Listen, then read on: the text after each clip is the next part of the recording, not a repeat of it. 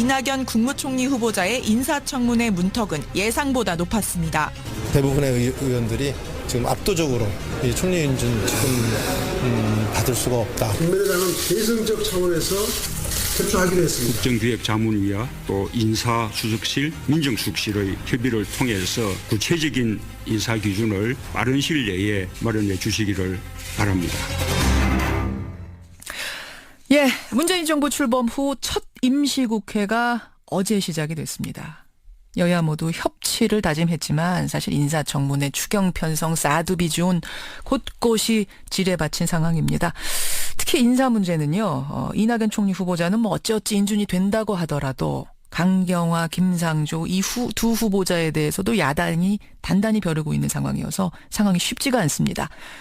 자, 10여 년 만에 여당이 된 더불어민주당은 어떻게 이 상황을 풀 생각인지 우원식 원내대표 직접 만나보죠. 우원식 원내대표님 안녕하세요. 네, 안녕하세요. 우원식입니다. 자, 국민의당 의원 40명이 대승적 차원에서 우리가 협조하겠다. 네네. 라고 나섰으니까 일단 이낙연 후보자는 내일 국회에서 인준 처리가 되는 걸로 봐야겠죠? 네, 큰 문제가 없으면 그렇게 될 것 같습니다. 예. 그러니까 과반 넘겼으니까 표결 붙이면 뭐 인준은 됩니다. 하지만 반대하는 제1야당, 자유한국당을 그냥 무시한 채 이거 표결로 가면은 이거 국정 운영에 상당한 부담되는 건 아닌가 좀 고민되시겠어요. 네네. 그래서 저희도 그 부분을 굉장히 중요하게 보는데 지금은 한 건 한 건을 통과시키는 것도 중요합니다만 그거보다 더 중요한 거는 여야 간에 서로 협력하고 충분히 이해하고 그래서 협치의 분위기를 더 키워가는 게 중요하거든요. 그래서 이 부분에 관해서는 사실은 이제 어제 대통령의 언급도 계셨고 그리고 이번 국무위원 인사 기준도 분명하게 제시를 했죠. 그리고 2005년 이후 위장 전입자는 그렇죠. 배제하겠다로 구체화했습니다. 네네. 그리고 국회의장하고 여야 원내대표 회동 때 새로운 인사 기준을 국회에서 만들자 이렇게 또 공감도 돼 있기 때문에 이번 이낙연 총리 후보자 인준안 처리를 둘러싸고 발생했던 여러 가지 문제들은 대개 이제 해결된 거 아닌가 이런 생각이 드는데요. 그리고 자유한국당도 그동안 협치에 흔쾌하게 참여했고 그리고 국정 운영에 대한 협조할 의사를 충분히 갖고 있는 것으로 저는 생각하고 있습니다. 그래서 오늘 내일까지 시간이 있기 때문에 충분히 또 상의도 하고 또 설득도 해서 저는 충분히 가능하다고 생각하고요. 충분히 가능하다는 말씀은 그러니까 자유한국당까지 표결에 참여해서 아마 이낙연 후보자에 대해서 찬성표 던질 수 있을 거다. 거기까지 이끌어낼 수 있다고 보세요? 글쎄 찬성까지 어쩔지 모르겠습니다만 어쨌든 의사표현이야 자유롭게 하는 거니까요. 이렇게 참여하고 하는 것까지는 서로 할 수 있는 거 아닌가 생각이 들고요. 내일까지 주어진 시간이 있기 때문에 끝까지 대화하고 설득을 해볼 생각입니다. 근데 지금 보면 말입니다. 이제 국회 다수결로 이낙연 총리는 인준이 된다 치더라도 강경화 외교부 장관 후보자, 김상조 공정거래위원장 후보자 줄줄이 문제라고 생각을 하고 있는 게 야당입니다. 자유한국당은 지명 철회까지 요구하고 있거든요. 이 두 후보자 아예 지명을 철회해버려라. 왜 웃으셨어요? 어떻게 생각하세요? 글쎄 이제 그 강경화 후보자 같은 경우에 어젯밤에 이제 거짓말 논란에 대해서는 직접 해명이 있으셨고요. 그 거짓말 논란 지금 청취자들이 잘 모르실 수도 있는데 그러니까 위장 전입 주소지를 친척집이라고 했었는데 알고 보니 그게 이화여고 교장의 전셋집이더라. 이거 그럼 또 거짓말한 거 아니냐 이렇게 된 거죠? 네, 그렇게 된 건데 근데 이제 경위를 들어보니까 그러니까 본인이 외국에 있었고 그리고 이제 남편한테 인사 검증 과정에 정부에서 물어봤더니 그것에 대해서 이렇게 큰 문제의식을 느끼지 못하고 친척집이 아닌가 이렇게 대답한 것이 결과적으로 그렇게 된 모양입니다. 친척집이 아닌가 싶어요. 이렇게 대답을 했다는 거예요, 남편이. 네, 그렇게 해명을 했는데 이 부분에 대해서 검증 과정에서 철저히 확인해보고 왜 그렇게 했는지를 확인해보면 되는 일이라고 생각하거든요. 근데 그게 말입니다. 그냥 친척집이라고 잘못 알고 얘기했는데 다른 일반인의 집이었던 것과 이화여고 교장의 전셋집, 학교하고 이게 뭔가 그러면 연결이 되는 거 아니냐? 그럼 조금 더 간단치 않은 위장 전입 아니냐? 이렇게 지금 얘기가 야당에선 제기하고 있는 것 같아요. 그건 이제 청문회에서 따져봐야 되겠죠. 왜 그랬는지. 그래서 그 부분이 정말 중대한 하자가 있다면 모르겠으나 하여튼 그 청문회에서 따져보고 그러고 판단해도 늦지 않을 일 같은데요. 그러니까 지명을 철회할 정도의 상황은 아니라고 보세요. 네, 뭐 저희는 그렇다고 봅니다. 그러니까 재고의 여지가 있거나 뭐 이런 판단도 안 드시고요.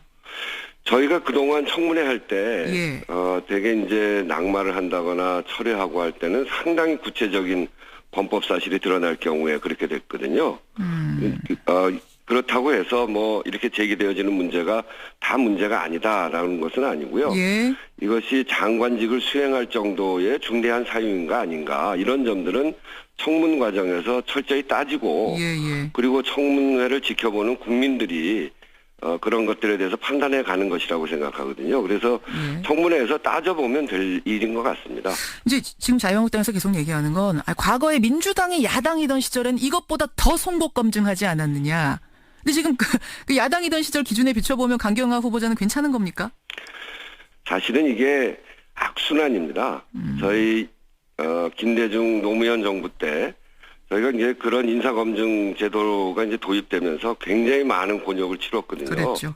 어떤 분은 이제 위장전입 한 건 때문에 그러기도 하고 예. 지금 보면 굉장히 그 크지 않은 건으로 낙마도 되고 그러면서 이게 이제 감정적으로 그 좋지 않은 상태가 됐죠. 예. 그래서 이제 지난 인사청문 과정에 저희도 좀 과하게 한 면이 있고요. 그런 것들을 이제 되돌아보면서 이제는 인사검증에 있어서 과와 또 그분의 역량과 이런 걸 잘 비교해 가면서 국민적 눈높이에서 판단을 해야 된다 이렇게 생각합니다. 악순환을 끊을 때가 됐다 이 말씀이세요. 네, 그렇습니다. 그래서 이제 새로운 인사 기준을 만들자고 하는 것이고. 그러니까 자유한국당에서 왜 우리 때가 되니까 이제 악순환을 끊는다고 하느냐. 또 이런 말씀들을 하시는 건데. 네, 서로 10년씩 해봤잖아요. 그래서 서로 사정을 잘 아는 거고. 이제는 끊자. 네, 그러고 해보니까 이게 이제 그 신상 검증이 완전히 이제 먼지털이 하듯이 하는 거거든요. 예. 그것이 우리 국가 운영에 정말 도움이 되는지. 때는 뭐 검증은 아주 미세하게 해야 되겠습니다만 제도를 잘 바꿔서 아주 그 검증은 정확하게 하되 국민적 눈높이 그리고 우리 국가에 도움되는 방향으로 이제 검증 기준과 제도를 잘 정비해야 될 때다 이렇게 생각합니다. 지금 제도를 잘 바꿔서라고 하셨어요. 이게 네네. 2000년에 도입이 된 제도인데 그러니까 지금쯤 한번 손질할 때가 됐다 이렇게 보시는 거군요. 네네. 그 어제 저희가 여야 원내대표 그리고 국회의장 함께 논의하는 자리에서 제가 제안을 했었는데요. 받아들이세요, 야당에서? 네, 그러니까 공감대가 있었고요.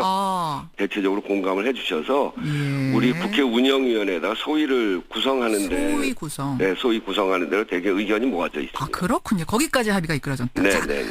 다시 이야기를 좀 돌려서요. 이제 강경화 후보자는 지명 처리할 정도 아니다 지금 말씀하셨고 김상조 공정거래위원장 후보자의 경우는 두 차례 위장 전입에 대해서는 다 해명을 했습니다. 나름 이제 일리 있는 해명을 했습니다. 근데 어제 추가 의혹이 또 제기된 게 다른 사람 위장 전입을 방조했다. 아들의 군복무 특혜 의혹까지 두 가지가 더 불거졌습니다. 이것도 좀 파악해 보셨어요? 그건 아직 제가 구체적으로 잘 듣지 못했는데요. 그런 것까지 포함해서 청문회에서 검토를 면밀하게 하시면 되죠.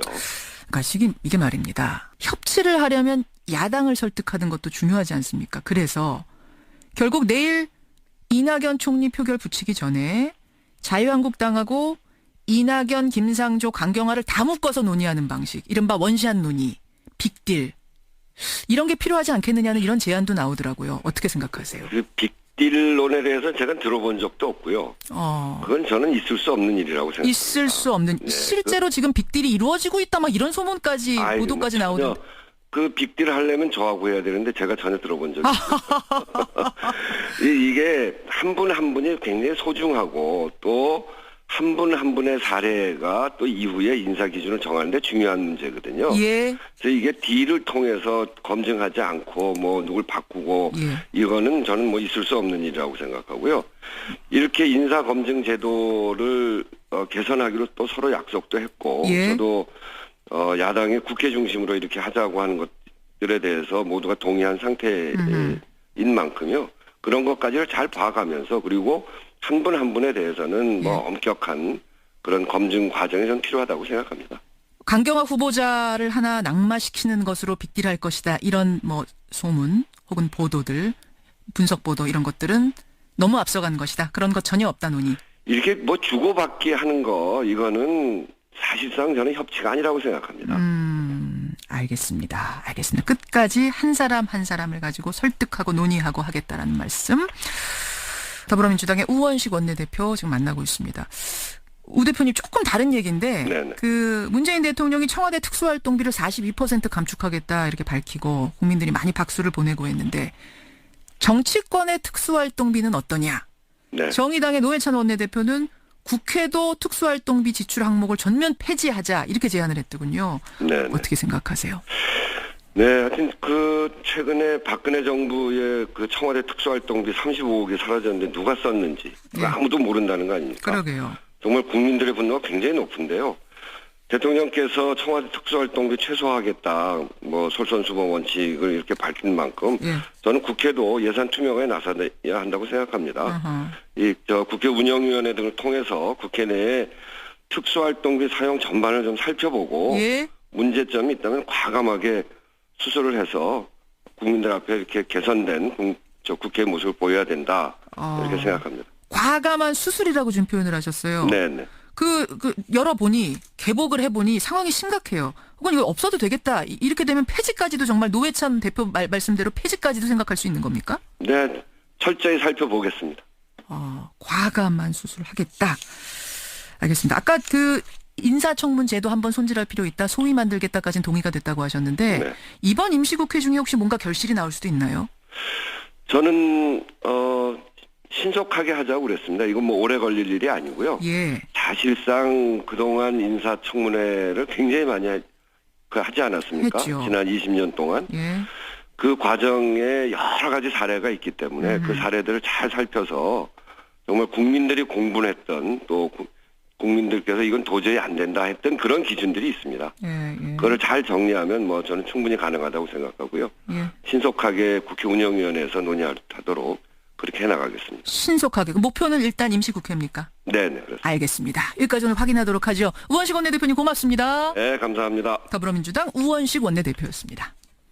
운영에 대한 협조할 의사를 충분히 갖고 있는 것으로 저는 생각하고 있습니다. 그래서 오늘 내일까지 시간이 있기 때문에 충분히 또 상의도 하고 또 설득도 해서 저는 충분히 가능하다고 생각하고요. 충분히 가능하다는 말씀은 그러니까 자유한국당까지 표결에 참여해서 아마 이낙연 후보자에 대해서 찬성표 던질 수 있을 거다. 거기까지 이끌어낼 수 있다고 보세요? 글쎄 찬성까지 어쩔지 모르겠습니다만 어쨌든 의사표현이야 자유롭게 하는 거니까요. 이렇게 참여하고 하는 것까지는 서로 할 수 있는 거 아닌가 생각이 들고요. 내일까지 주어진 시간이 있기 때문에 끝까지 대화하고 설득을 해볼 생각입니다. 근데 지금 보면 말입니다. 이제 국회 다수결로 이낙연 총리는 인준이 된다 치더라도 강경화 외교부 장관 후보자, 김상조 공정거래위원장 후보자 줄줄이 문제라고 생각을 이낙연 국무총리 후보자의 인사청문회 문턱은 예상보다 높았습니다. 대부분의 의원들이 지금 압도적으로 이 총리 인준 지금 받을 수가 없다. 국민의당은 대승적 차원에서 협조하기로 했습니다. 국정기획자문위와 또 인사수석실, 민정수석실의 협의를 통해서 구체적인 인사 기준을 빠른 시일 내에 마련해 주시기를 바랍니다. 문재인 정부 출범 후 첫 임시국회가 어제 시작이 됐습니다. 여야 모두 협치를 다짐했지만 사실 인사청문회 추경 편성 사드 비준 곳곳이 지뢰받친 상황입니다.